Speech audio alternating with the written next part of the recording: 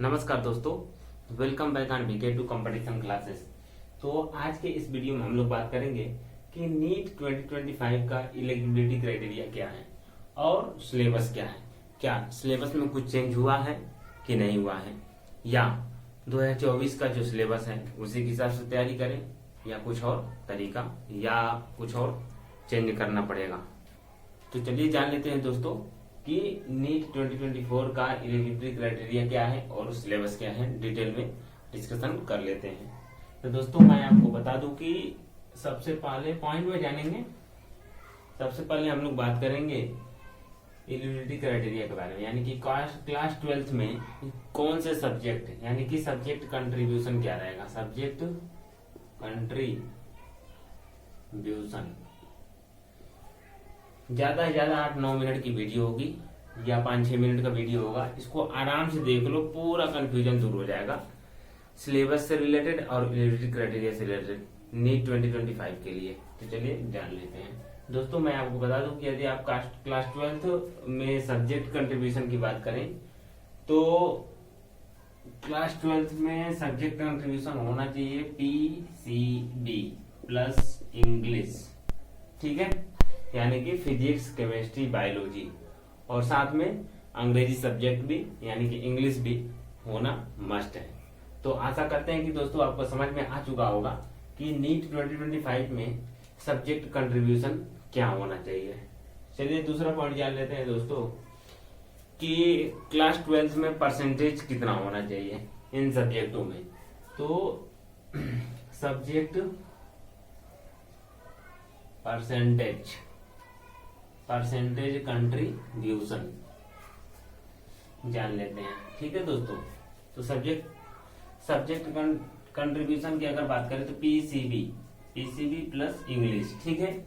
और परसेंटेज की हम बात करें तो कितना परसेंटेज होना चाहिए। तो दोस्तों इंग्लिश तो क्वालिफाइंग होता है, यानी कि ये सब्जेक्ट केवल आपके मार्कशीट में होना चाहिए, यानी कि ये सब्जेक्ट केवल आप पढ़ा होना चाहिए। बाकी परसेंटेज केवल पीसीबी का देखा जाता है, ठीक है दोस्तों। और मैं आपको बता दूं कि इसको अलग अलग कैटेगरी के लिए इसका परसेंटेज अलग अलग मांगा जाता है नीट में, ठीक। तो दोस्तों मैं आपको बता दूं कि यदि आप जनरल कैटेगरी से है तो उसका परसेंटेज कुछ और मांगा जाता है। यदि आप ओबीसी से हैं या एससी एसटी से हैं तो उनका कंट्रीब्यूशन कुछ अलग है, किसका, परसेंटेज का। तो दोस्तों सबसे पहले जान लेते हैं जनरल का या यूआर कैटेगरी का। तो इसमें मांगा जाता है पीसीबी का कितना परसेंटेज, 50%। और यदि आप ओबीसी से बिलोंग करते हैं, एससी से बिलोंग करते हैं और एसटी से बिलोंग करते हैं, ठीक है, तो इनमें पीसीबी का कंट्रीब्यूशन कितना होना चाहिए, 40%, ठीक है। तो आशा करते हैं कि दोस्तों आपके समझ में आ चुका होगा कि नीट 2025 का एलिजिबिलिटी क्राइटेरिया क्या है और सब्जेक्ट कंट्रीब्यूशन परसेंटेज वाइज कितना मांगता है। ये तो क्लियर हो गया होगा कि क्लास 12th में हमारा पीसीबी होना चाहिए, साथ में अंग्रेजी होना चाहिए, ठीक है, और कितना परसेंटेज मांगता है क्लास 12th में। तो दोस्तों मैं आपको बता दूं कि क्लास 12th में पीसीबी में आप यदि जनरल से बिलोंग करते हैं तो 50% चाहिए, और ओबीसी से बिलोंग करते हैं या एससी और एसटी से तो 40% चाहिए, ठीक है। और इंग्लिश क्वालिफाइंग है, ये केवल आपके सब्जेक्ट लिस्ट में या मार्कशीट में होना चाहिए, ठीक है, यानी कि ये केवल आपने पढ़ रखा हो, इसका परसेंटेज से मतलब नहीं है, केवल क्वालिफाई हो, ठीक है। तो चलिए जान लेते हैं तीसरा पॉइंट दोस्तों।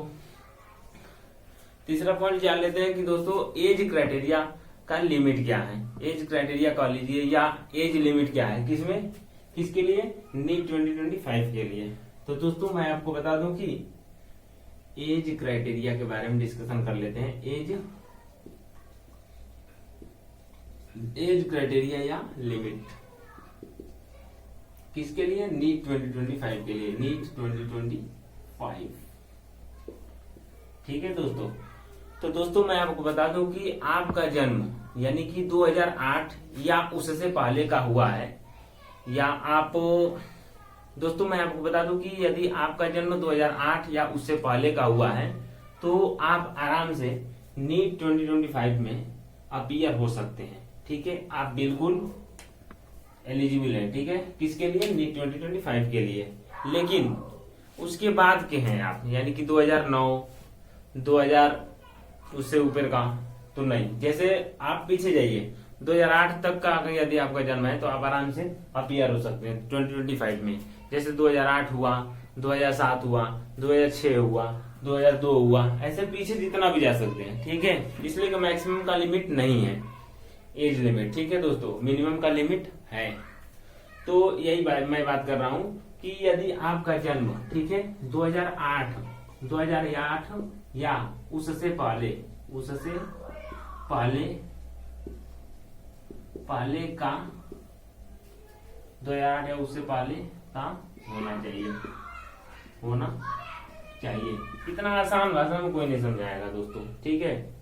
तो दोस्तों एज लिमिट क्या होना चाहिए, 2008 तक का चलेगा या उससे पहले के हो। जैसे आप 2007 में आपका जन्म हुआ हो, 2006 में जन्म हुआ हो, 2005 में हुआ हो, 2004 में, ऐसे करके 1998, 1994, ऐसे, ठीक है। पीछे कितना भी जा सकते हैं, लेकिन मैं आगे अगर जाने की बात करें तो 2008 से आगे नहीं जा सकते। इससे आगे का यदि आपका जन्म है तो आप नीट 2025 के लिए एलिजिबल नहीं है, ठीक है दोस्तों।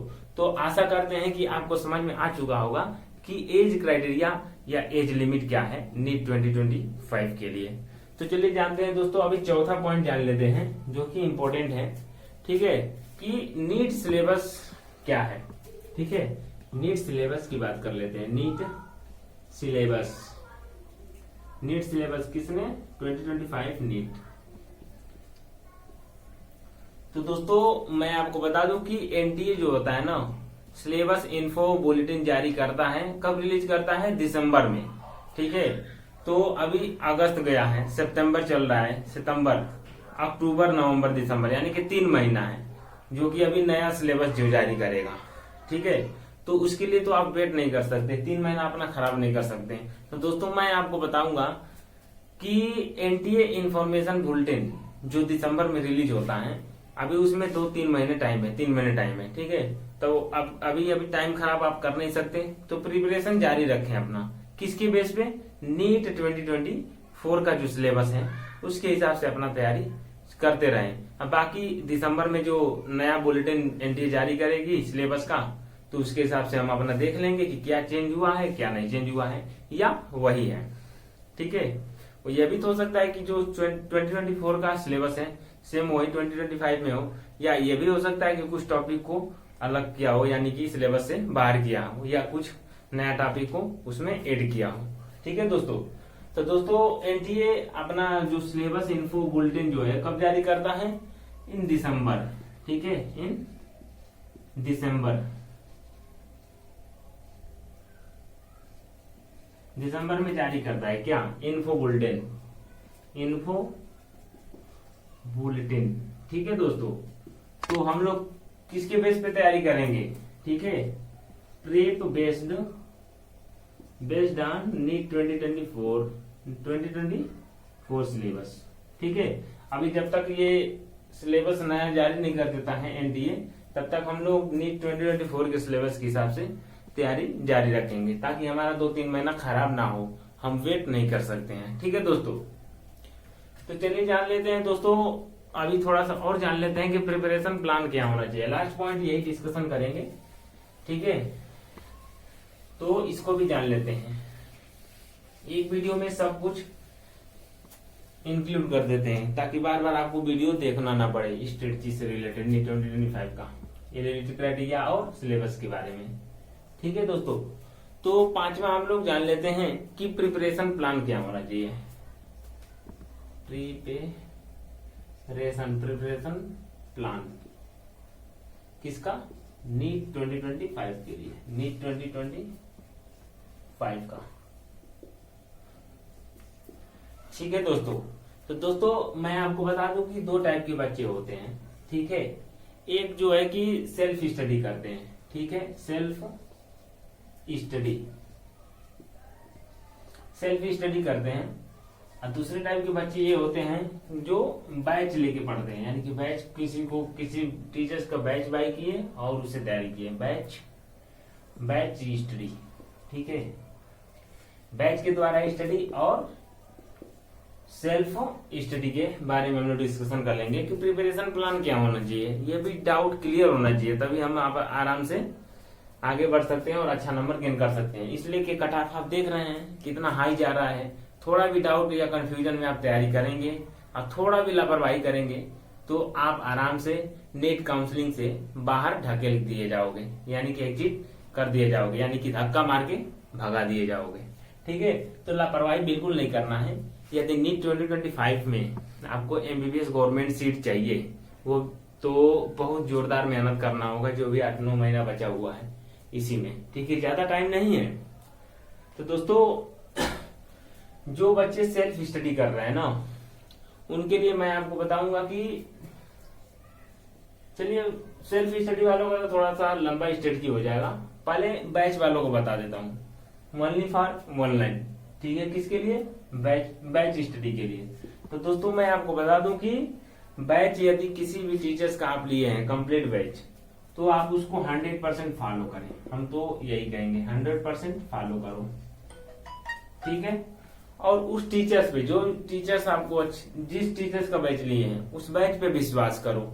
ठीक, जो भी उसमें पढ़ाया जा रहा है उसको अच्छे से पढ़ो, रिवीजन करो, साथ में एनसीईआरटी रीड करो, क्वेश्चन सॉल्व करो, पीवाईक्यू सॉल्व करो, मॉक दो। ठीक है, यदि आपका मॉक में अच्छा नंबर आ रहा है तो इसको 100% फॉलो करो। आपको इधर उधर भटकने की जरूरत नहीं है, किसी का भी वीडियो इधर उधर देखने की जरूरत नहीं है। अभी मैं आपको बता दूं कि यदि आप बैच ले रखे हैं ना, तो उसमें सब कुछ इन्फॉर्मेशन मिलेगा। आप हमारे चैनल को भी मत देखना, सीधी सी बात है। यदि सब्सक्राइब किया हो तो अनसब्सक्राइब कर दो। कोई बैच फॉलो कर लिए हो तो एक चीज पे फोकस रखो तो बेटर रहेगा। जैसे देखो, इस चीज को हमको तोड़ना है। अगर हथौड़ा है, इस पे एक बार मारेंगे तो हो सकता है ये ना टूटे। 10 जगह मारेंगे, यानी 10 जगह फोकस लगाएंगे तो कहीं भी टूटने का संभावना बहुत कम है। लेकिन एक जगह पे अगर 50 पे मार देंगे, यानी कि एक ही जगह पे अगर बार बार फोकस करेंगे तो ये आराम से टूट जाएगा, 100% चांस है। तो वैसे ही ये है, यदि आप बैच ले लिए हैं तो इधर उधर भटकने की जरूरत नहीं है। इधर उधर कुछ भी वीडियो वगैरह देखने की जरूरत नहीं है, स्ट्रेटजी वगैरह कुछ भी देखने की, जो भी इसमें बताया जा रहा है उसको 100% फॉलो करो और फ्रेश माइंड से प्रिपरेशन करो। ये तो हो गया बैच स्टडी के लिए, जो बच्चे बैच लिए हैं किसी भी टीचर्स का।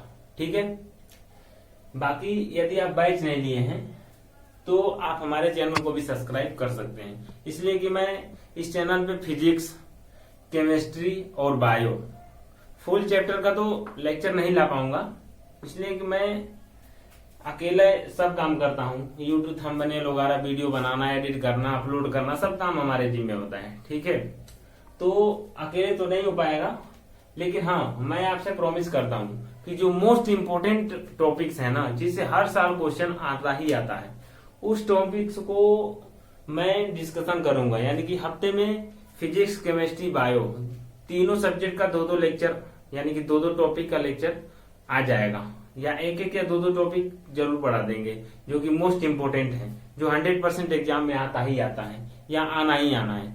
साथ में ट्राई करूंगा कि कुछ चुनिंदे कॉन्सेप्चुअल क्वेश्चन भी कराऊं। ठीक है, हफ्ते में 2-3 क्लास ये भी रखेंगे जिसमें मैं कॉन्सेप्चुअल क्वेश्चंस भी कराया करूंगा प्रीवियस ईयर। ठीक है, जो कि हर साल रिपीटेड होते हैं या उसी से रिलेटेड क्वेश्चन आते रहते हैं। तो दोस्तों अब बात कर लेते हैं सेल्फ स्टडी वालों के लिए। तो सेल्फ स्टडी वालों के लिए मैं सबसे पहला सजेशन ये दूंगा कि आप किसी भी चैप्टर, किसी भी यूट्यूब वीडियो को फॉलो करो, यानी कि यूट्यूब टीचर्स को। ठीक है, जिसका वीडियो आपको समझ में आता है। ठीक, किसी भी चैप्टर्स को उठाओ, उस चैप्टर्स को यूट्यूब वीडियो से पहले देखो, कॉन्सेप्ट क्लियर हुआ। ठीक, अभी नोट्स वगैरह नहीं बनाना है। ठीक, दूसरा बात है एनसीईआरटी रीड करना है, एनसीईआरटी। ठीक है, एनसीईआरटी वीडियो देखा, एनसीईआरटी रीड किया। ठीक है, अब उसके बाद से क्या करना है, अब हमको जंप करना है फिर यूट्यूब वीडियो पे। अब जाके इस यूट्यूब वीडियो से 60 नोट्स बनाना है, फुल ज्यादा नहीं लिखना है, 60 नोट बनाना है, सीधी सी बात है। अब इस 60 को हम लोग आराम से रिवीजन करेंगे, रिवाइज नोट्स। ठीक है, 60 को जब रिवीजन कर लेंगे तो हम लोग 30 ईयर मार्केट में आता है, यानी कि 30 ईयर्स फिजिक्स का भी आता है, केमिस्ट्री का भी आता है और बायो का भी आता है। ठीक है, तो 30 ईयर सॉल्व करेंगे। 30 ईयर किसमें, पीसीबी में, ठीक है, सॉल्व 30 ईयर सॉल्व करेंगे। और लास्टली आप अगर बैच भी नहीं लिए हैं, लेकिन मैं आपको सजेशन ये दूंगा कि किसी का मॉक का जरूर बैच ले लो, यानी कि जिसमें मॉक मिलता हो, यानी कि मॉक तो देना बहुत जरूरी है, मॉक टेस्ट, ठीक है दोस्तों। और इस मॉक टेस्ट को एनालाइज करो अच्छा से, जो टॉपिक से आपको प्रॉब्लम हो रहा है या जो टॉपिक आपको दिक्कत कर रहा है, उस टॉपिक को फिर दोबारा जाके पढ़ो, फिर दोबारा उसका क्वेश्चन सॉल्व करो, मैक्सिमम 2-3 बुक से उसका क्वेश्चन सॉल्व कर लो, जो डाउट है उसको शॉर्ट नोट्स में नोट कर दो और उसको बार बार रिवीजन करो। हर चैप्टर में ऐसे ही करना है, तो आपका नोट्स भी अच्छा खासा नोट्स भी रेडी हो जाएगा और साथ के साथ आपका सिलेबस भी कवर होता जाएगा, ठीक है। और मौके देते देते आपको ये भी पता चल जाएगा कि किस टॉपिक में हमको दिक्कत है, उस टॉपिक को बार बार रिवीजन करते चलना है। तो 100% चांस है या 100% चांस है कि आपका सिलेक्शन 100% श्योर हो जाएगा। मेहनत लगेगा ज्यादा, इसलिए हर चीज आपको खुद फिल्टर करके पढ़ना है। इसमें क्या है, मेहनत कम लगेगा, ठीक है। इसमें टीचर्स खुद फिल्टर करके हर टॉपिक को पढ़ाता है, यानी कि आपको देता है। लेकिन सबसे बेस्ट वे है ये, ठीक है। इसलिए फिल्टर करने में भी दिमाग लगता है, फिल्टर करने में भी कॉन्सेप्ट क्लियर होता है, ठीक है। और साथ में पैसा बचेगा, जो पैसा बचेगा आपका इसमें, उसके आधे पैसे में आप मॉक का जो है कि बैच ले लो, मॉक दो, चैप्टर वाइज दो, यूनिट वाइज दो, टॉपिक वाइज दो, फुल लेंथ दो लास्ट में जाके, ठीक है। आराम से हो जाएगा, टेंशन लेने की जरूरत नहीं है। और साथ ही साथ दोस्तों, यदि मैं आपको लास्टली बताना चाहूं, यदि आप इस चैनल को लाइक करते हैं और हमारे टीचिंग वे को पसंद करते हैं, ठीक है, इस पे ज्यादा लंबा वीडियो नहीं आना है, 10 मिनट, 5 मिनट, 2 मिनट, 4 मिनट का ही वीडियो आना है, ठीक है। तो इस चैनल को यदि आप थोड़ा सपोर्ट करना चाहते हैं, तो इस चैनल को सब्सक्राइब करें, कमेंट बॉक्स में अपना अच्छा सा कमेंट छोड़ें और दोस्तों के साथ इस चैनल को शेयर भी करें, ठीक है दोस्तों। तो आशा करते हैं कि दोस्तों आपके समझ में आ चुका होगा कि नीट 2025 का एलिजिबिलिटी क्राइटेरिया क्या है, सिलेबस क्या है और प्रिपरेशन का प्लान क्या होना चाहिए। ज्यादा टाइम है नहीं, 8 या 9 महीने की टाइम है, इसी में आपको सब कुछ करना है। लास्ट के 1-2 महीने तो वैसे ही खराब हो जाता है टेंशन में, ठीक है। रिवीजन भी अच्छा से नहीं हो पाता है मैक्सिमम लोगों का, तो वही मान लीजिए 6-7 महीना, 1-2 महीना तो एक्स्ट्रा छोड़ दो, बीच में तबीयत खराब हो गया, चाहे कुछ हो गया। तो दोस्तों, यदि चैनल को सब्सक्राइब नहीं किए हैं तो सब्सक्राइब करें। मिलते हैं नेक्स्ट वीडियो में, थैंक यू।